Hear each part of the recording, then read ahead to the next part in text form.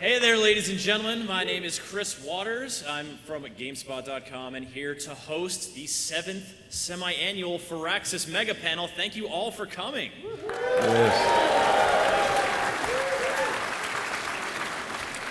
We have got some great games to talk about today and some great folks to talk about them. So without further ado, I'm going to pass it down the line and have these gentlemen introduce themselves to you. I'm Greg Furch. I'm the art director on XCOM 2.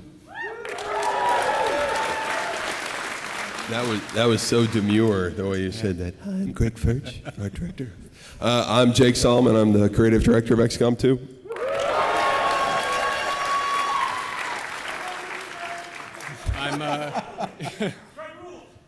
I'm Will Miller. I'm the co-lead designer of Beyond Earth.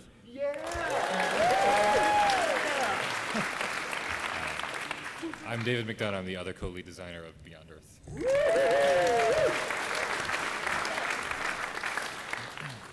All right, so on the table we've got XCOM 2, we've got Civilization Beyond Earth Rising Tide, and one's a sequel, one's an expansion pack, and there's like, or is expansion pack even what people say anymore? Expansion, probably just suffice. They're a little different. Just drop the pack. It's Huh? just, the cool people say expansion. Yeah. X-Pack, actually, if you want to be X-Pack. real cool. No, yeah. not that cool. Definitely not that cool. They're different in nature. You know, when you're building a sequel, when you're building an expansion to a game, you kind of have a different approach. You've got a different, you know, the audience expectation is different, and maybe the opportunities are different for development. So I'll toss to Will and David first to talk about Rising Tide, and you know, how does your approach to designing an expansion differ from your approach to designing another kind of game? Well, Civilization has always had really excellent expansions. We deliver a lot of value with our expansions. They tend to target very specific parts of our games. And when we make an expansion, it's an opportunity for us to step back, take stock, and look at how we can make the experience better, how we can deepen the experience for our audience. Rising Tide, though, is a little bit different. We actually looked at what XCOM did with Enemy Within, which really changed the entire experience of XCOM, right? It wasn't just the middle game, it wasn't the late game, it was the whole thing. And so Rising Tide approaches Beyond Earth from that perspective. We wanted to change the entire experience and flesh out what we had set down in the base game. So the new diplomacy system, water gameplay, hybrid affinities, expanded quests, all of these things are sort of game-wide features. So if you get this expansion, you're going to expect to see a lot of new stuff. Which we will look at right now. So one of the big things we're excited to show today at the panel is some of the things coming up for hybrid affinities. You may remember affinity as being a sort of a new idea for Beyond Earth, a big idea that represents kind of the evolving futuristic identity of your civ and how you're going to challenge tackle the challenges of the future. And it drove a lot of things in the game, but most especially it drove military. It drove the way your military diversified. And so the hybrid affinities were designed to do more or less the same things, but give you new ways of tackling old problems and also new powers that you never saw before in the game. So that when you build your hybrid army, your military can function in a way that no Civ army ever has, and it becomes a lot more personal, a lot more customized, a lot more specific. So this one we're looking at right now is the Golem, is one of the Purity Supremacy crossover unique units. The sort of the ideological angle for Purity Supremacy is blending the kind of like ascendancy of man idea of purity with the sentient robotics of supremacy, but instead of going all one way or the other, they adopt sort of like a master-servant, human overlords and servant robots. So the Golem is they're giant. It's a huge walking siege wall that can block ranged attacks. It's actually cute.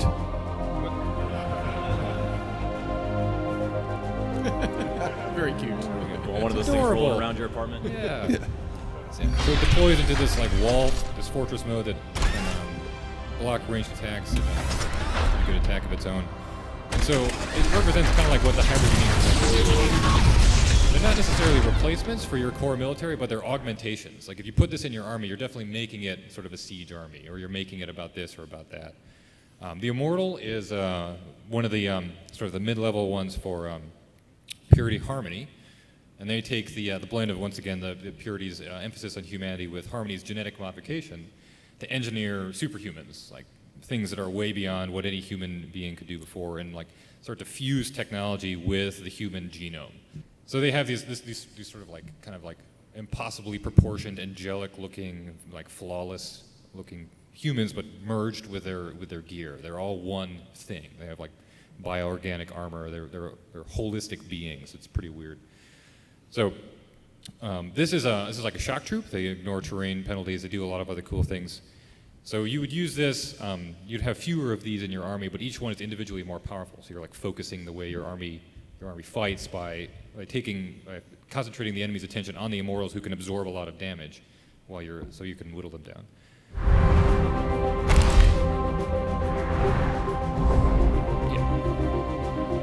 So it really shows like what we wanted to do with the hybrid affinities was not just take an average of the two either side. Like supremacy plus purity doesn't equal like supremacy purity, which is just sort of both kind of taken down a little bit of both.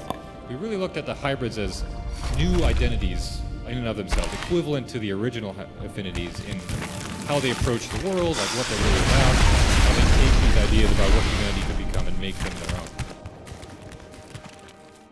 This was a supremacy harmony blend.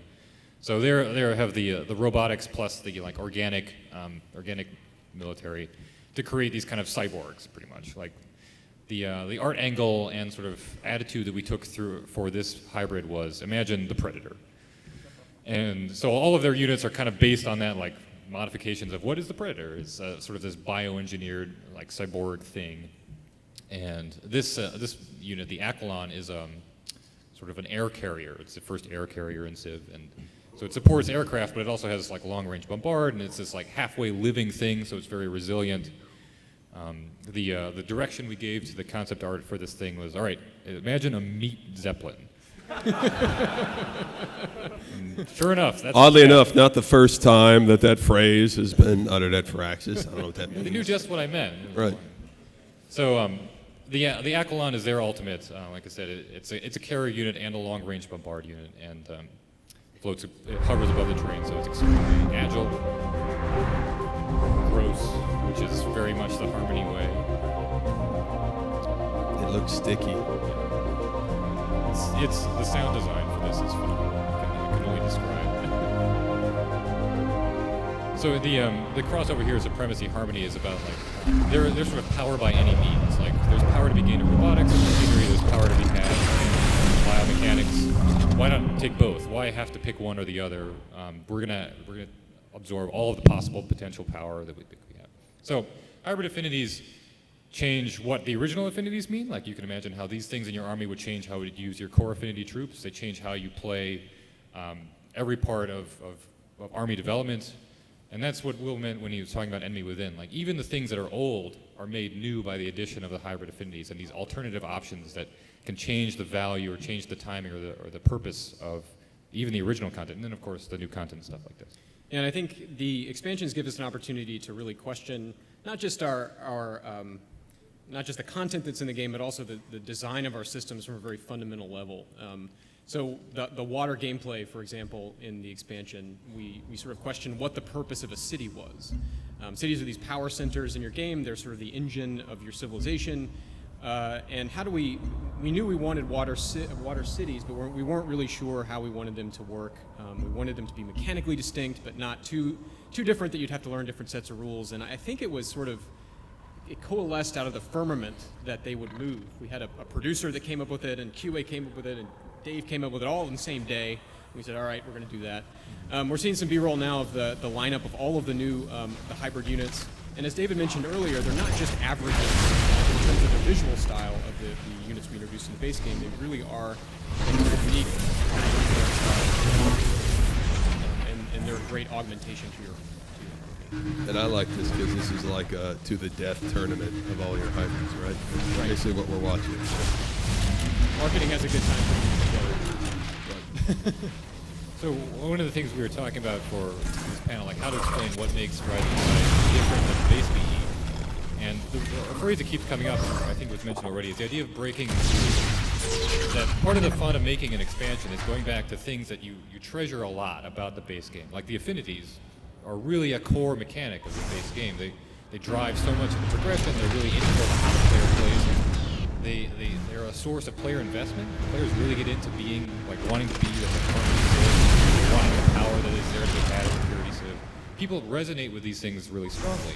And as soon as we get the opportunity to make the expansion, the first thing to say is, all right, how do we break all those rules? Understand what's making this resonant to players and find ways to make it more resonant, or find ways to change so that everything, like I was saying before, everything that's old is new again. If you take the sort of the landscape that you so carefully laid in the base game, the power and the fun of making an expansion is upending it. So, I mean, that's where even the title of our expansion, like references to our effort, our interest in like raising the stakes, changing the meaning of everything that used to be, adding so much to the game that nothing can be taken for granted again anymore. That's the fun of making an expansion for a game like Civ, and that's what Rising Tide is. You guys put the cities on the ocean. Yeah. Yes. Yeah, That's a pretty definitely. good summation right there. I Yeah. mean, it's fascinating the way that it takes that base, the fact that a city is so crucial to your identity as a civilization and to your strategy, and like, hey, it's like move that around. What if we could just push that thing around the water? Like the design challenges and sort of prospects of taking that fundamental unit and putting it out there must have been a big move. Yeah, you can actually see here in the screenshot sort of the sequence of moving a city. And you have to spend production to do this, so moving a city costs production. You can't build another unit in that city while it's moving. It takes a few turns. So it's an interesting choice. And this is the only way that aquatic cities acquire territory. So do I move the city to get more territory, or do I use the city to build new units and new buildings? Those kinds of awesome risk-reward, interesting decision moments are what we want to create in a game like Civ. And it's cool because you sort of paint your culture border now on the water, and you can paint over other people's, which is pretty neat. So it's a different kind of territorial acquisition problem than you're having to do on land. Mm-hmm. So yeah, and it can get pretty interesting, especially in multiplayer. Mm-hmm. Like you can kind of grief each other, painting over your territory. Yeah, have you had some sort of stunt wars of what different pictures you can draw on the ocean with your city as you move it around? You don't want to know the pictures that we've drawn. I think we all know, Will. Yeah. So, but when you're sort of looking at an expansion and talking about breaking the rules of your game and sort of flexing in that way, it feels like a real natural fit for an expansion that builds on that game. But that question when viewing a sequel becomes a little different, because a sequel is a different kind of project, it's a different kind of consumer proposition. So when you guys are taking a look at XCOM 2 and sort of thinking about what to take, what to leave behind, like how do you come at that as distinct from Enemy Within? Yeah, I mean, I think the phrase, I guess, breaking the rules is a good phrase in terms of when you're going to present a sequel, you have to add value. I mean, you can't just improve everything. So you've got to add new things. You've got to improve the things that were there. And so, breaking the rules is kind of a good way to think about it. And so, we have some new things. We have some old favorites that we wanted to bring along and improve. And along those lines, like we can talk about some of the aliens that have made the transition to XCOM 2. Like we have the MUTON, everybody's beloved. Well, nobody loves the MUTON. Does anybody love aliens? I don't know, but everybody's hated MUTON. But got any MUTON fans in the audience? Yeah. There you go. Have those people removed immediately, please. Sympathizers. Right. Oh, that's we really changed the MUTON. No, that's the sectoid. So yeah, the sectoid. That's one that's a good example of breaking the rules, right? Because how do you update the sectoid? The original XCOM, they were these cute little pot-bellied gray things, and they were pretty cute. And then we kind of updated them to be little clawy bird. Yeah, I'm good at words. Clawy bird, little crouchy things in Enemy Unknown. I can speak for a fee if anybody wants. But yeah, I mean, then Greg, when we started talking about the sectoid, it was one of those cases of like, okay, the sectoid, it has to be a sectoid. People expect a sectoid. We love the sectoid, but we have to think about how we're going to change them. Yeah, I mean, that's, XCOM is built on UFO lore, and so, the sectoid, everybody knows what a little gray is. And so playing with that where you know what it is and not departing from that, but still making something new is probably one of the hardest things when we go about making a new alien. And with him in particular, it's it's incredibly difficult because he's naked. It doesn't look like he has armor. It's true. And so That's awkward. The simplest ones can sometimes be the most difficult, but he's also the place where we usually start. So when we started to approach the sectoid, we wanted to blend him with human DNA, and we wanted to do a lot of cool stuff, and so we made him bigger, a little more formidable. But again, while And that's he kind has of a current, is the blending with human Yeah. DNA, so you can kind of see it in a lot of our aliens. yeah, it kind of traces through. So now he's taller. He's like 7 foot tall. But every once in a while, he still glitches back in. Again, we kind of break the rules, but then every once in a while in his animation, he'll glitch back into a sectoid scamper. And so again, we're trying to kind of connect that stuff, but kind of still change it up a little bit. And Right. so- And then when we push gameplay-wise, we want to push them. And so obviously everybody knows that sectoids, they mess with your head. And so we keep that. But in XCOM 2, the sectoids, they can mind control from the beginning. They can do a lot of things. But one of my favorite things the sectoids can do is reanimate corpses. So now they can raise. There we go.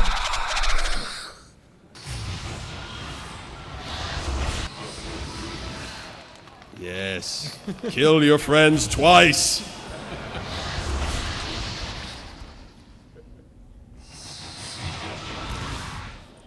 Yeah, so that is always a great moment where they can do it to advent soldiers. They can do it to your enemies that you kill. Then they'll raise them. They can do it to your friends who have died on the battlefield. So now, of course, the key is if you can take out the sectoid, then the zombies will fall. But it's one of those cool things that the sectoids can do. So MUTON, again, we updated the MUTON, a little more slender, a little more. We actually went backwards with him. We actually wanted to kind of remove to kind of make him look more like he's blended with human. We kind of wanted to remove some of the crazy bulk of the armor to kind of make him look a little more articulated like a human. And so we actually went a little bit backwards, like originally XCOM, and made him a little bit more skin-tight green outfit. But we really wanted to push his scale, so he is a lot larger than the one in EU as well, and a little bit more muscular. Yeah, and gameplay-wise, we decided to give them MUTONs now. They have a lot of abilities, but one of the new abilities is their melee attack. And in addition to a melee attack, so they like to angle to get up close to you. They're armored, so they can last a long time. So then they like to angle up close to the soldiers, and then they'll get in there and melee. And they also, if you try to melee them, it'll show it has a counter attack, so they are very deadly.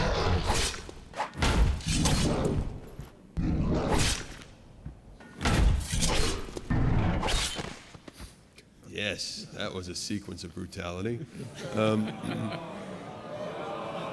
Yeah. Everyone's favorite. Right. Oh, it gets better soon. Oh, yeah. Yes. How do you improve upon the chrysalid? Improve in quotation marks. Yes. And this is one that's pretty cool because we've talked a lot about CHRYSSALID, but nobody's seen the CHRYSSALID.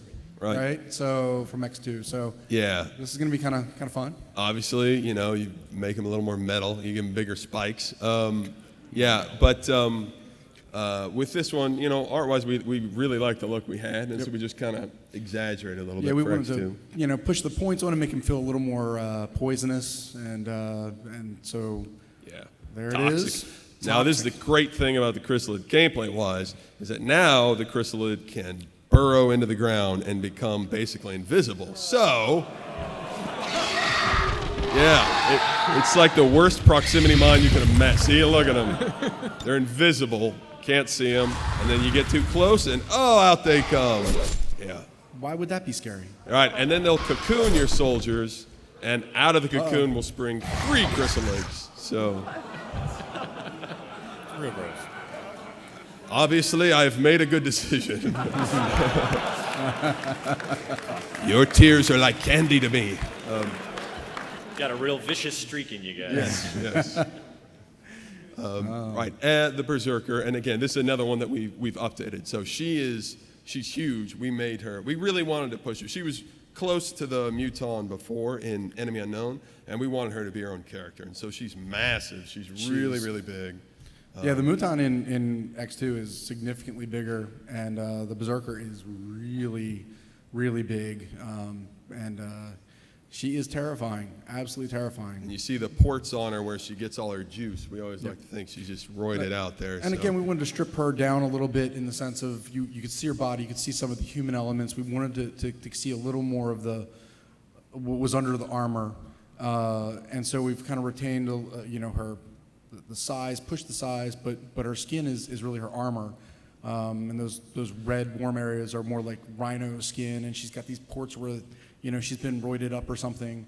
But to really, really push her as far as we could. Yeah, and gameplay-wise, so the Berserker has the ability to get enraged, and when that happens, she can move really far, do a lot of damage, and the best thing is that devastating punch there, and that's all gameplay. So she will do that to anybody if they get too close. So if the Advent soldiers get too close to an enraged Berserker, she'll take them out too. Like, she just is in a blind rage, so anything that gets too close. So you can actually play around with her and get her to attack the Advent.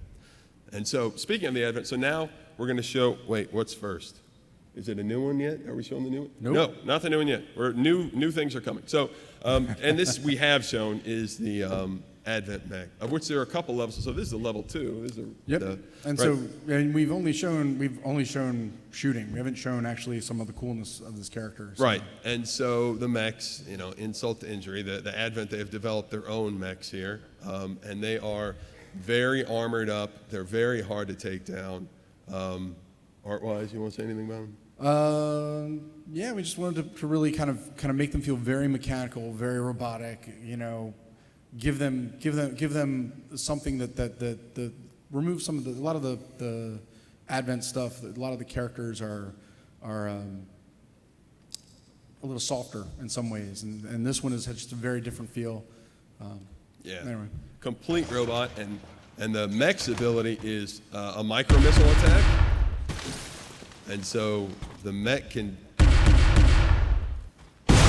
devastate a wide area, take the cover away, and then the Advent support troops can then attack the XCOM units without cover. So, here we go. So, the Stun Lancer, I love the Stun Lancer. So this is we've never shown the Stun Lancer before. So, PAX exclusive. The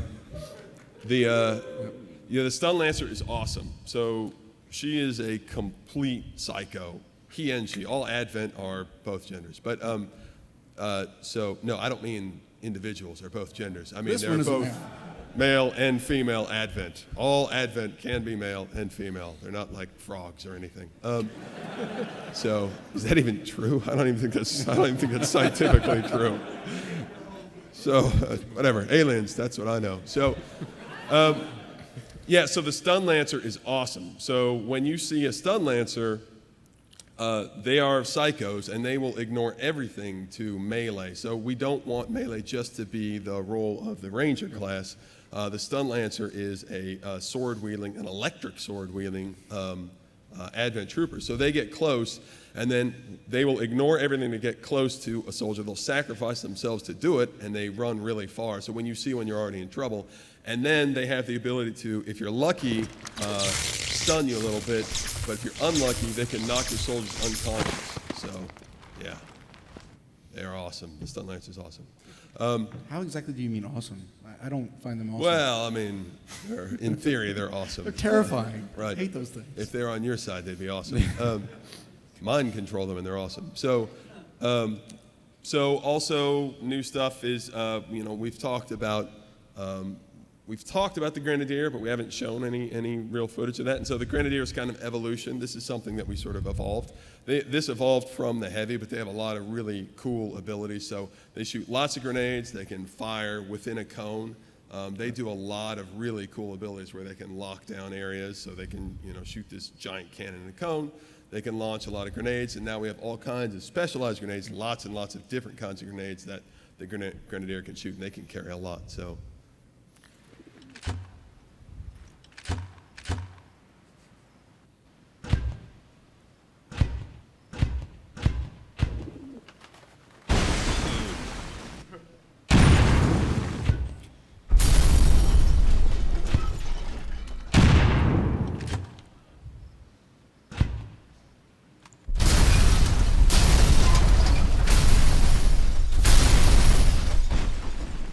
I didn't have anything.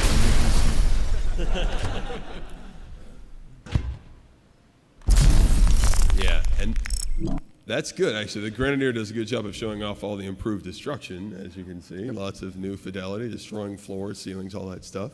It was nice of you guys to end with a little Grenadier action. It was Yes. looking really grim for us for a little while. You guys are not setting out to make anyone's life easy in XCOM 2, it seems. But when you're taking when you're sort of adding these units and evolving these units, one of the challenges you must run into is, all right, we want there to be new stuff. We want people to, but we also want it to be XCOM. We also want it to still be Civilization.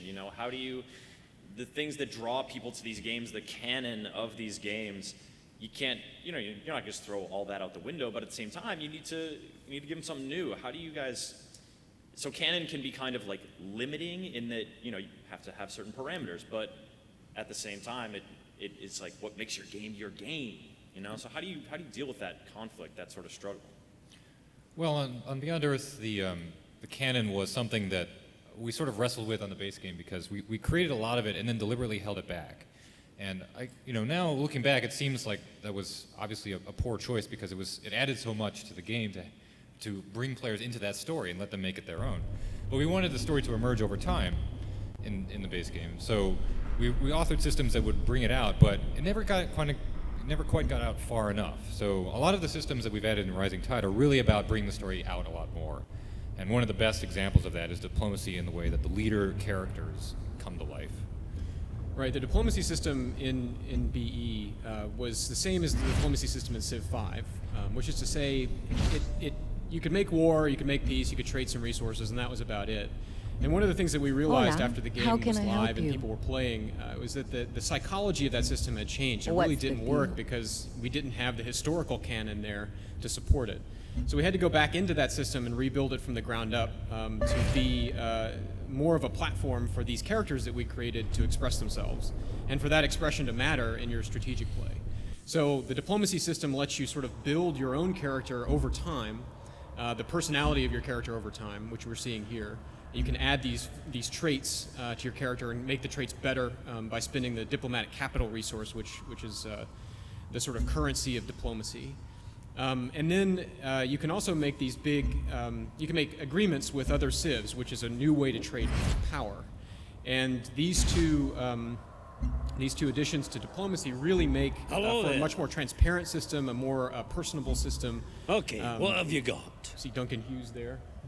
So it was a much better solution for us to put a game in place of what was there in Civ 5, because again we had these characters made from whole cloth that we had to give a platform to express themselves. So that's really the theory and the sort of what we wanted to accomplish with diplomacy. Yeah, I mean, canon for us is interesting because we have, XCOM is a little more narrative, but, and so, we have characters, we have a story, and there's tension there between making a game that's replayable and making a game that has, a compelling story, which is, XCOM, it needs a story to drive it forward.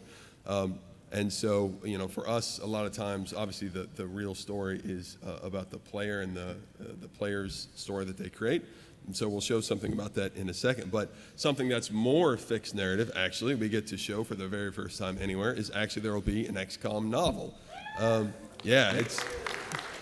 read it. It's great. It's by Greg Keyes, who wrote The Briar King, and what it does is it's sort of it's a prequel to XCOM 2, and so it's sort of sits between them, and it's cool. It's got a lot of old characters and new characters, and there's something really neat about seeing characters and they're fictionalized, and it was really cool. And being able to push 20 years in the future, like XCOM 2 is, it allows us to take some freedoms that, a game that picks up right after the last one would be a little more difficult. I think we've had more openness because of that difference in time, Right. in the game. Right. Which is kind of cool. Yeah, I mean, we don't want XCOM, which isn't to say that XCOM won't at points be linear, but we want to make XCOM. We love XCOM. We want to make as many XCOMs as we can, and so for us to untrack the narrative and sort of instead focus on the player experience and have a lot of continuity, but not necessarily be linear every time. I think that was something we wanted to try. And it was such a common thing. I mean, so many people lost EU, Yes. you know, or Right. multiple times. Right. So And yeah, and I always say and I for myself too, in the universe. So in the universes where every time you play a game of XCOM, I always think it's, you're spinning off an alternate universe. In the universes that you won, XCOM 2 never happened. Like, I don't want to take that away from people, and I don't think that the games that I won, XCOM 2 ever needed to happen. But the games that I lost, XCOM 2 is just sort of a chance to go back and say, oh, what would have happened in that world that I did lose and the council did shut down? So again, what we talk about when we talk about story, what really drives us is not necessarily the linear narrative of XCOM, but actually the character story. And so this next feature is something I'm very, very excited about. This is probably my favorite feature. So what you can do is I did not give myself that nickname. So the character pool is something that exists outside of any single player game, in which any character that you customize is added to the pool, and then can be shared with other people. They will come back into your single player games if you want them to, and it's not just soldiers. You can mark up characters to say, this is going to be a scientist in my games, this one's a VIP, this one's a bad person that I'm going to have neutralized missions. So if you have anybody you don't particularly like, yeah. Excuse me. I mean, we see this handsome soldier here, clearly a paragon of his type. Right. It's uncanny. But the idea is that, we have pushed customization way further than we did in Enemy Unknown. And what we want to do is allow you to do that. And you can do it in your single player games. That's a cool thing too, is any characters you customize in a single player game, you can very quickly then, you see the button down there, save the character pool. So if you start becoming attached to a soldier and you've done some customization work, you just hit save to character pool and they're now in your pool forever. And they will show up as recruits in future games if you want them to. And the great thing is that because you can share your pools, so you can export from your character pools and you can share with your friends. So if somebody makes, I don't know, like the 80s WWE or something like that, or Star Wars characters, whatever it is, you can share those with each other. You can just import them into your character pool, and it's a really cool way for people to save the characters they've customized, dictate what scientists and engineers are in their game. And it's, I've done this, and so if you make, I've made my wife a scientist, and so she'll show up in my game as I'm playing. And let me tell you something, when someone you love shows up as a mission reward and you're trying to choose what to do, it becomes extra difficult to be like, no, I'm not going to rescue her. I'll go over here and just do this, and I need to get some supplies while my wife is in an Advent jail. But then you rescue them and they're real staff on the Avenger, and so it's everything. It's VIPs, it's bad guys, it's soldiers, and you can share them. So that's something. This is a great dev tool too. Like, everybody on the team is in the character pool. That's right.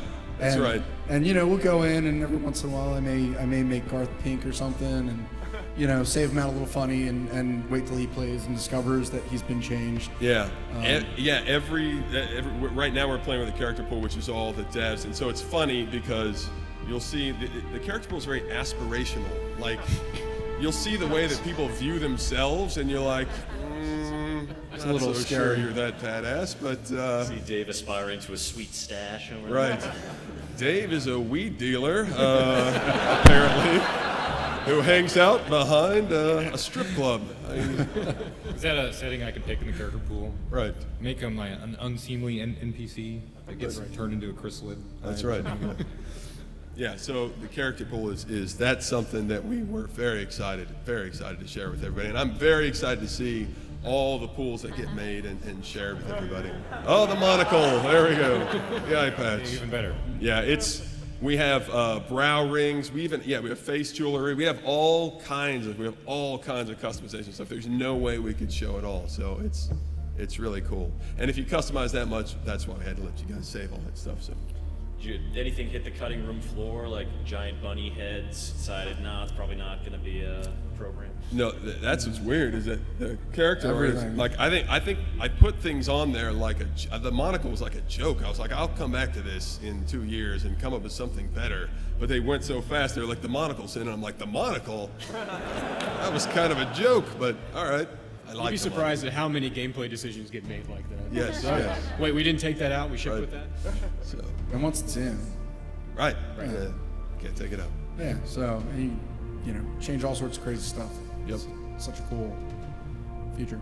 Yep. So, It's nice to be able to have that, all that time you spend in that character development, because I'm sure we have all spent a lot of time crafting these characters to then have it be safe, have it, be able to come back around and Right. not just one-off for the given game you're playing. I mean, it actually does serve that purpose of you make your friends, you make your family members, or you can make yourself and send it to your friends and family members. But the idea is that all that time you spend, as long as you hit the save to character pool button, will not be wasted, because you'll be like, oh, they died as a rookie, but at least you know they're saved and they can appear in your future games. So. Very cool. We are running a little bit towards the end of the panel here, running low on time, but I think we've got a little... Yeah, we got one more, because we love PAX, we have one more treat for you guys, just real quick. We're going to show you now.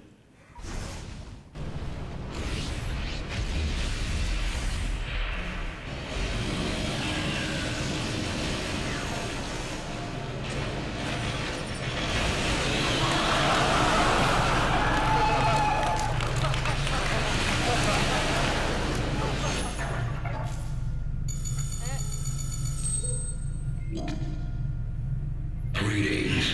We have an urgent matter to address in the city formerly known as Seattle. While our efforts to recruit new operatives there have proven unusually successful, a deadly new enemy now stalks the region. Transmitting footage now.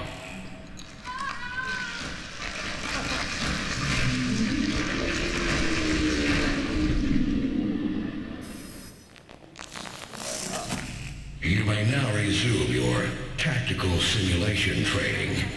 Good luck. awesome. What the hell was that thing, man? That, Gnarly! yeah, that is something we call the faceless. That is a new, yeah, that's something also brand new that we've never shown anyone before. That is called the faceless. So Rising Tide is going to be out October 9th. You can pre-order it now. XCOM 2, Yeah. February 5th. February 5th, 2016. Also, you can buy tickets for Firaxicon. Did anybody in the audience come to Firaxicon last year? One person, two people. All right, three people. This is a really great opportunity. Everybody, lots of people at the studio go to Firaxicon to interact with our fans. You get to play games before we release them.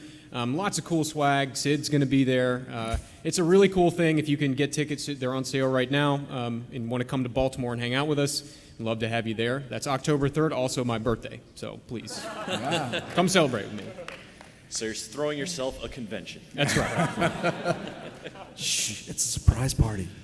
Very cool. And if you folks want to get a look at all the stuff you saw here in the panel today, the video is going to be going up on GameSpot in the next week or two. You can follow me on Twitter at CTWATTERS to find out when that happens. And of course, follow XCOM and Civ on all the social medias. All right, gentlemen, thank you so much for this look at your games, for delving into it with us. Thank you.